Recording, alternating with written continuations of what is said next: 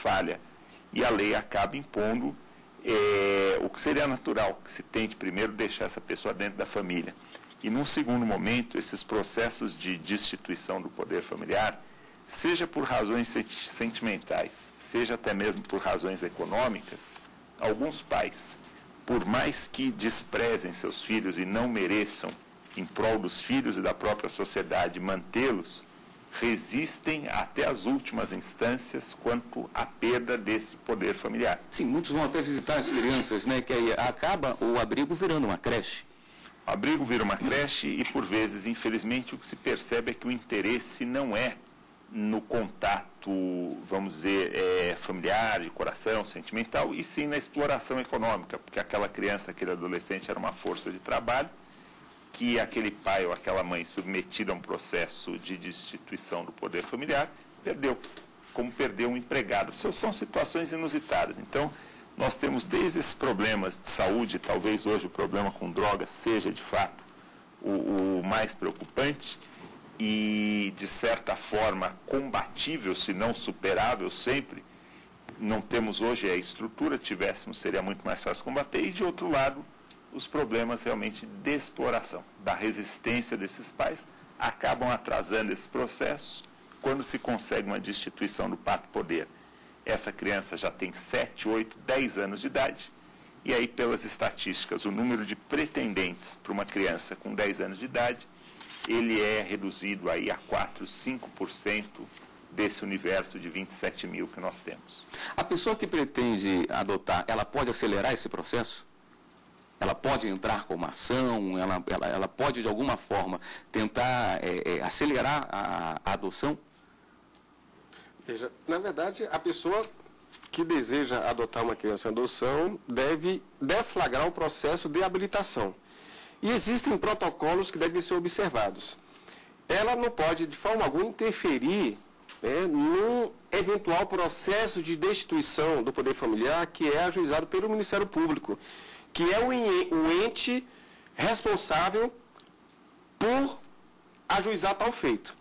Agora, é bom frisar também que, embora a lei enfatize a necessidade do Estado investir em todas as possibilidades para a reintegração familiar, de certa forma, fica nas entrelinhas a ideia de que, primeiro, os laços de consanguinidade ainda são glorificados em nosso contexto. Há aquela premissa de que se há sangue, há afeto. E isso não é bem verdade. Os laços de consanguinidade necessariamente não garantem a efetivação dos laços de afetividade. Os especialistas que militam na área da adoção dizem que mesmo os pais biológicos devem adotar os seus filhos biológicos. Ou seja, a adoção é a constituição de um laço de afetividade. Muitas vezes há sangue, há laços parentais biológicos, mas há ausência de afetividade. A lei enfatiza a importância do Estado investir na possível reintegração de uma criança à sua família biológica, mas a ação do Estado necessariamente não estará garantindo que haja o surgimento da afetividade no âmbito familiar. Ou seja, o Estado não pode ser pura e simplesmente protagonista dessa afetividade parental.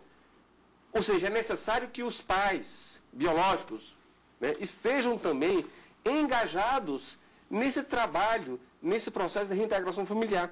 O que nós verificamos hoje, nós que atuamos no sistema de justiça, é que, às vezes, há uma reintegração familiar de uma criança que passou por severas situações de violação dos seus direitos e, passado algum tempo, ela é exposta a novas situações de risco e acabam retornando à instituição de acolhimento. Ou seja, são reintegrações seriadas e reinstitucionalizações seriadas. E isso acaba dificultando a que essa criança, na eventualidade de ser cadastrada para adoção, se vincule afetivamente a uma família substituta. Perfeito. Doutor Walter, nós vamos fazer um rápido intervalo e voltamos já aqui no programa Fórum, ainda tratando um pouco sobre adoção tardia e entrando em outros temas também dentro de adoção. Voltamos em instantes.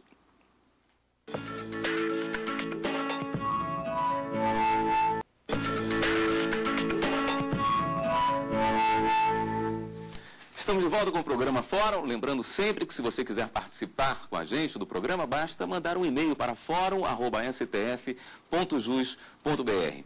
Voltamos agora para o segundo bloco. Eu gostaria de perguntar, doutor Walter, o senhor falou de laços de sangue. Quando se desiste de reintegrar a criança na sua família original, pai e mãe, é tentado avós, tios? Sim, a própria lei acaba preconizando que o Estado verifique a possibilidade dessa criança, em não podendo ser acolhida pelo pai ou pela mãe, seja acolhido, mesmo que em guarda, por membros da família extensa, tios, tias, avós. E essa procura, que nós até consideramos um pouco insana, acaba por dificultar que essa criança seja cadastrada para adoção e acolhida celeremente por uma família substituta. Eu vou dar um exemplo. Aqui no DF mesmo, nós temos um programa de acompanhamento de gestantes que intentam entregar os seus filhos após o parto para adoção. Isso é incentivado? Não que seja incentivado, né? A própria lei diz muito claramente, né? A nova lei da adoção, artigo 13, parágrafo único. Toda mãe ou gestante que manifestar interesse em entregar o filho para adoção deverá obrigatoriamente ser encaminhada à Justiça da Infância e Juventude. Para quê? Para que ela seja orientada, sobretudo acerca das implicações psicossociais e jurídicas da adoção, de que se ela entregar essa criança for acolhida e houver o proferimento da sentença de adoção, essa sentença é irrevogável, ou seja, não há como se desfazer os laços jurídicos constituídos.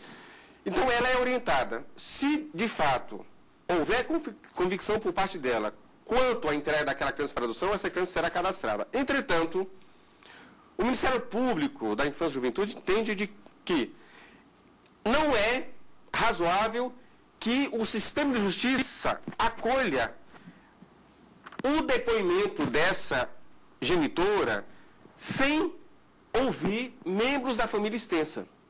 Se ela não quer, ok, mas os avós gostariam de acolher essa criança, os irmãos, primos, e aí nós nos deparamos com a abertura de um caminho inglório, que é a tentativa de se buscar alguém no contexto da família biológica dessa genitora que tenha interesse em acolher essa criança.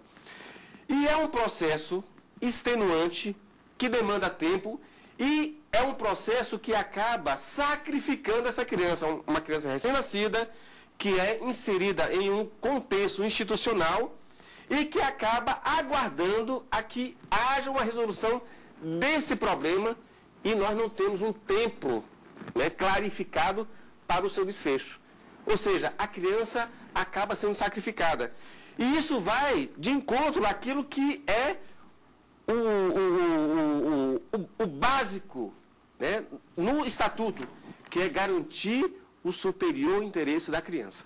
Vai se burocratizando tanto a entrega de uma criança que alguns já suscitam que deveria aí se ressuscitar algo que no passado chamavam de roda dos excluídos. Certo. Algumas santas casas, alguns conventos tinham uma porta dessas que hoje usam para entregar alimentos quando se pede de fora, que a pessoa podia colocar a criança, tocava ali, batia um sino, virava a roda e a criança ficava já voltada para dentro de um abrigo. De uma forma anônima. De uma forma anônima, justamente porque muitas vezes essas mães estão em situação de desespero, no momento de desespero. Era uma opção para não deixar dentro de um lixão, né? Exatamente isso. Infelizmente a gente vai assistindo a essa multiplicação de casos de exposição absoluta de crianças.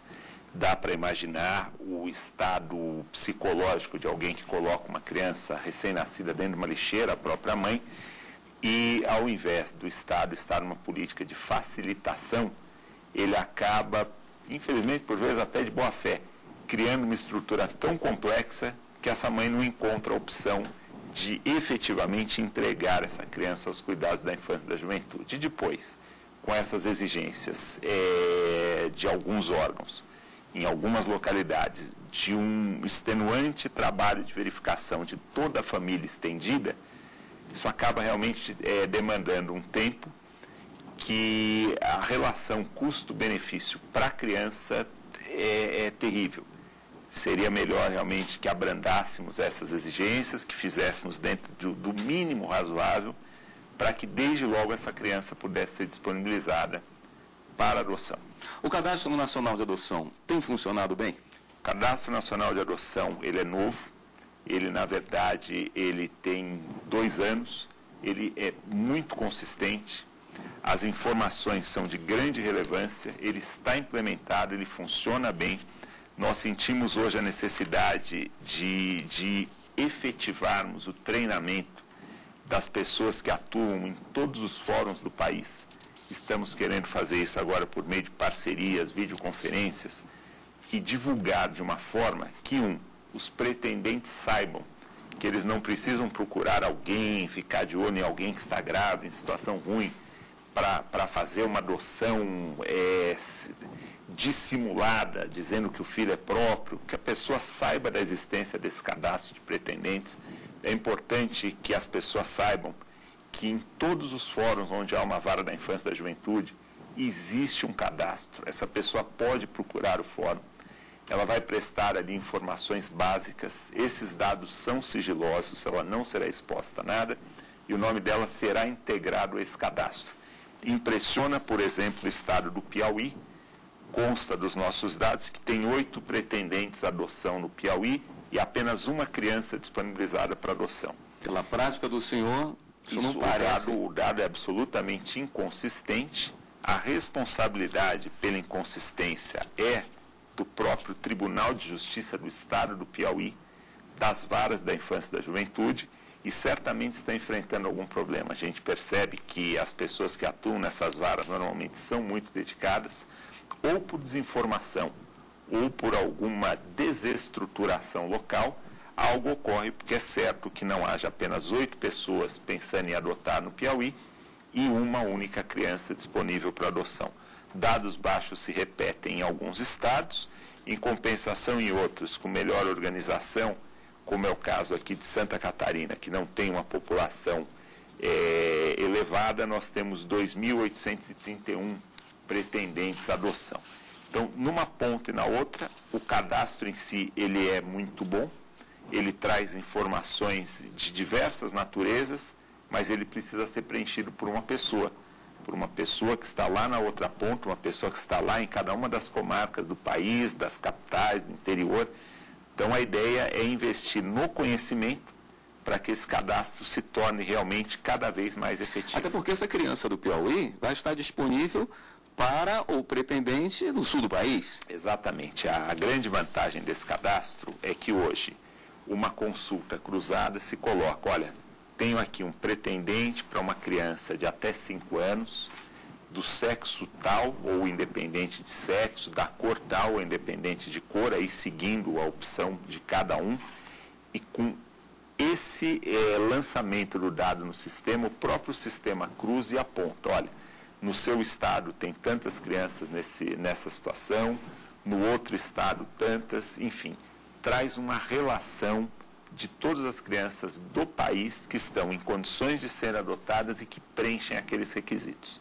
Isso evita essas dissimulações, evita que uma pessoa passe na frente da outra, porque a gente consegue seguir uma escala quase que cronológica dessas pessoas interessadas que preenchem as condições necessárias de adoção, e dinamiza muito